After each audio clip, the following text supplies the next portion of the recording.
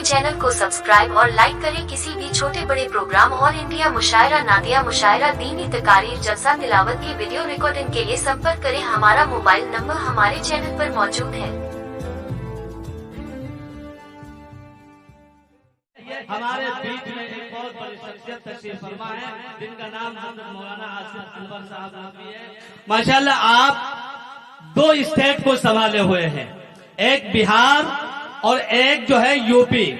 बिहार के आप general secretary हैं, हम लोग साथ में घूमते हैं, साथ में रहते हैं। पूरे इस इलाके के एतराफ में आप किसी भी गांव को चले जाइए, शहर में किसी महल्ले को चले जाइए, तो आपको हजरत मौलाना आसिफ अनवर साहब के चाहने वाले और मानने वाले मिल जाएंगे।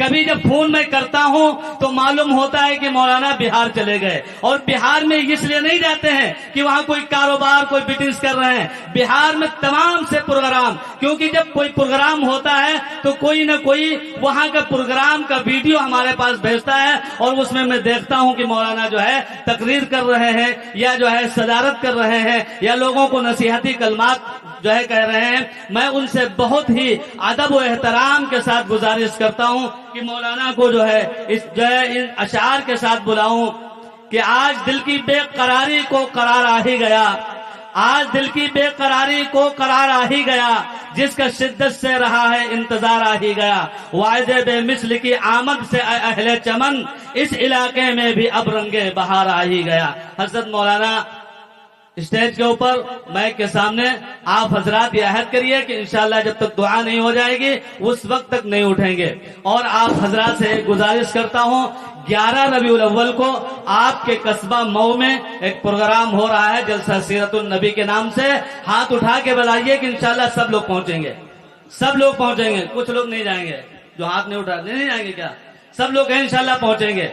अल्लाह के ये जो बुजुर्गान दीन है, उलमाए किराम है, इनके पास बैठना भी सवाब है, इनको देखना भी सवाब है, इनसे बातचीत करना भी सवाब है कि ये आपको अच्छे रास्ते के ऊपर ले जाने वाले हैं। मैं हजरत से बहुत अदब के साथ गुजारिश करता हूं कि अपने मवाज़े हसना से सामईन के क़ुलूब को मुनव्वर और मुजल्ला फरमाएं। बिस्मिल्लाहिर्रहमानिर्रहीम। वक्त बहुत कम है। आपने जलसे सीरतुन नबी के नाम से प्रोग्राम किया है, और अल्लाह का शुक्र है काफी तादाद में लोग जमा हुए हैं। इस जलसे के मौजू से और सीरत के मौजू से कुछ पैगाम देना चाहता हूं कि अल्लाह के रसूल सल्लल्लाहु अलैहि वसल्लम के दुनिया में आने का क्या मकसद था। अल्लाह के रसूल सल्लल्लाहु अलैहि वसल्लम दुनिया में आकर लोगों को क्या पैगाम दिया और किस बातों पर अमल करने के लिए कहा।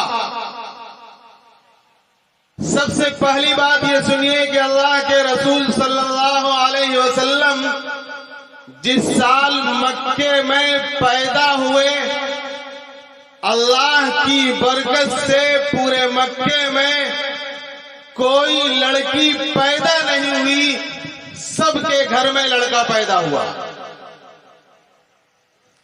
क्यों ऐसा किया अल्लाह ताला ने? इसलिए कि अल्लाह के रसूल की बेइज्जत से पहले अरब के अंदर ये रिवाज था लड़कियों को जमीन में जिंदा दफन करने का। जिस साल अल्लाह के नबी दुनिया में आए, उस साल अल्लाह ने अल्लाह के नबी की बरकत से सारे घरों में लड़का पैदा किया, ताकि कोई लड़की पैदा ना हो, और उस साल लड़की पैदा होकर जमीन में दफन न किया जाए। दूसरी बात, अल्लाह के रसूल ने पूरी जिंदगी आजान नहीं दी, आजाद दिलवाई। क्या वजह है? इसलिए कि अगर नबी आजादे और नबी की बात पर कोई मस्जिद नमाज पढ़ने न जाए तो सबसे बड़ा गुनहगार बंदा समझा जाएगा। نبی کی بات پر لبیک کہنے والا انکار کر دے، نبی کی آواز کو لبیک نہ کہے اور نبی کی آواز کو چھوڑ دے، وہ بندہ نبی کی براہ راست گناہ کرنے والا اور اپنے ایمان کو خراب کرنے والا ہو سکتا۔ اللہ کے رسول صلی اللہ علیہ وسلم ایک مرتبہ وضو فرما رہے ہیں، صحابہ کرام جمع ہیں اور وضو کے پانی کو لینے کے لیے سارے صحابہ کرام آپس میں لڑتے ہیں۔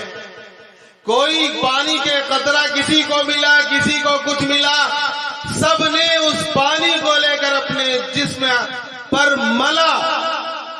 یہ صحابہ کرام کا اللہ کے رسول کے ساتھ معاملہ تھا کہ وضو فرما رہے ہیں اور صحابہ کرام اس وضو کے پانی کو لینے کے لیے آپس میں لڑ رہے ہیں تاکہ وہ وضو کا پانی ہمیں ملے، اس پانی کو اپنے جسم پر میں ہم مل لیں۔ اللہ کے رسول صلی اللہ علیہ وسلم نے یہ معاملات صحابہ کرام کو دیکھا تو صحابہ کرام سے فرمایا کہ اے لوگوں، کن باتوں نے تمہیں اس بات پر ابھارا ہے؟ کون سا ایسا معاملہ ہے جو اس بات پر ابھارا تم کو کہ وضو کے پانی کو لینے کے لیے آپس میں دوڑ رہے ہیں؟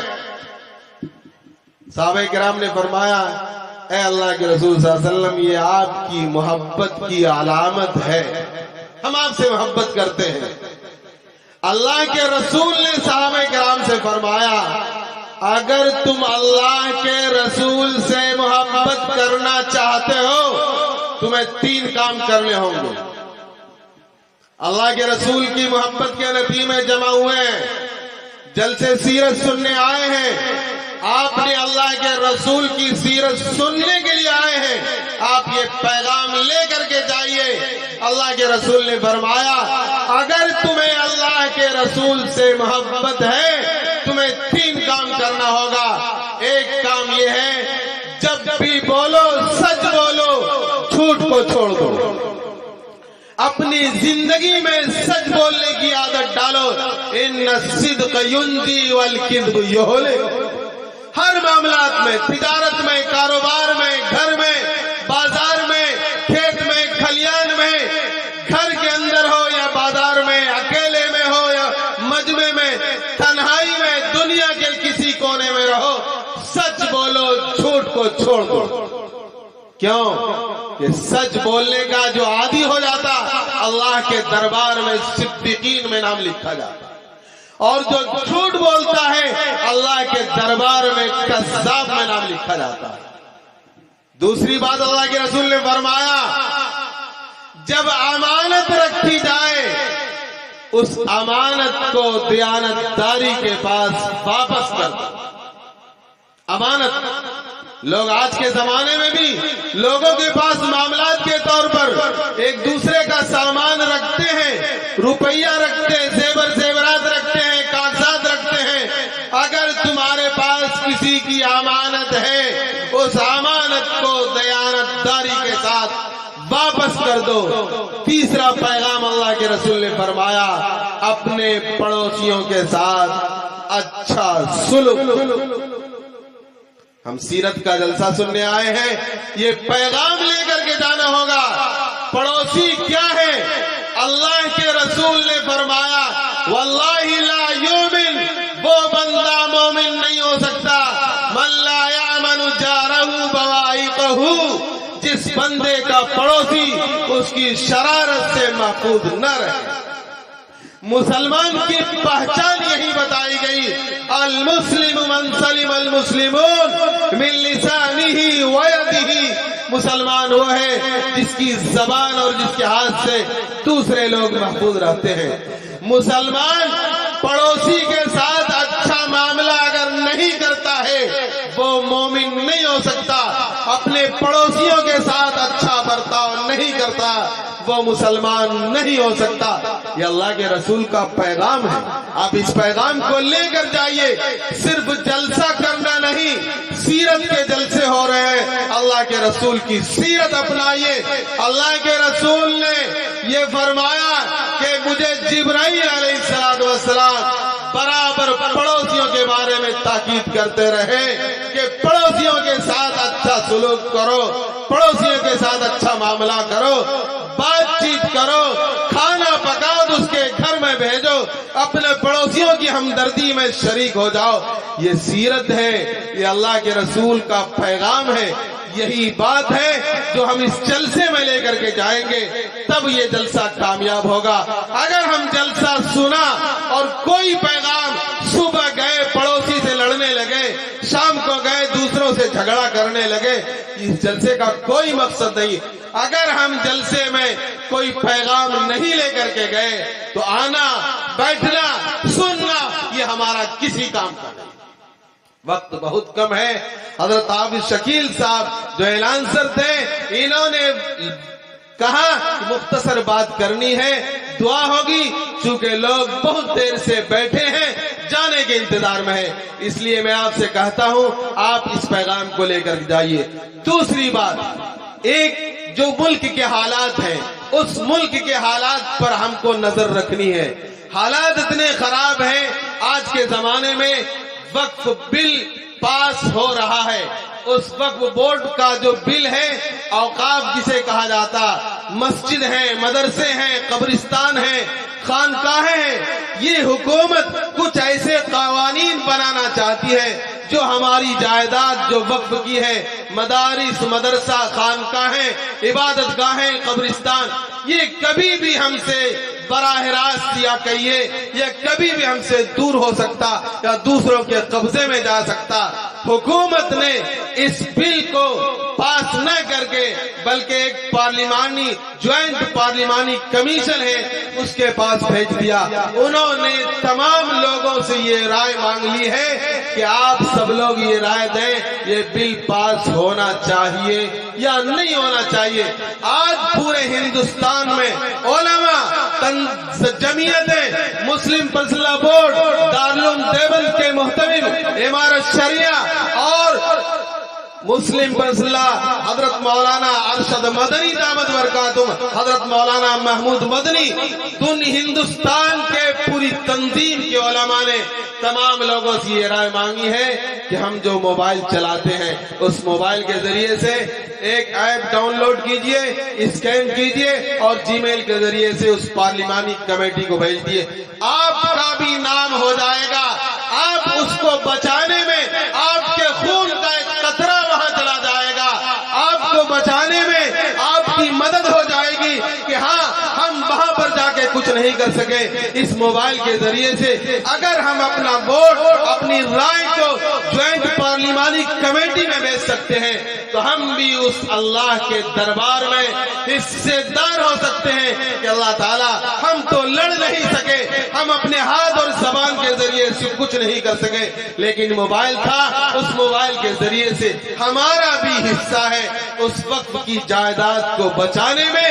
یہ نوجوان طبقہ جو رات کے اندھیرے میں گلی اور کوچے میں سڑکوں میں موبائل استعمال کرتے ہیں، صرف موبائل غلط استعمال نہ کر کے ان چیزوں میں استعمال کرے کہ کتنا بڑا نفع ہوگا۔ ہر آدمی اس کو اپنی ذمہ داری سمجھے کہ ہمیں وقف کی جائیداد کو بچانا۔ آپ کے وقف کی جائیداد میں مدرسہ بھی ہے، مسجد بھی ہے، خانقاہ بھی ہے، قبرستان بھی ہے، مسافر خانے بھی ہیں اور دوسرے عام راستے جو ہمارے باپ داداؤں نے ان کے نام سے وقف کی ہے، وہ جائیداد اگر نہیں بچا سکے تو آنے والی نسلیں ہماری تباہ و برباد ہو سکتی ہے۔ ہر آدمی اس موبائل کے ذریعے سے اس بل کی مخالفت میں اپنی رائے ضرور دے۔ کہ پورے ہندوستان کے علماء آپ سے اس بات پر مطالبہ کرتے ہیں، اللہ تعالی ہمیں بھی اس میں رائے دینے کی توفیق عطا فرمائے۔ وآخر دعوانا الحمدللہ رب العالمین۔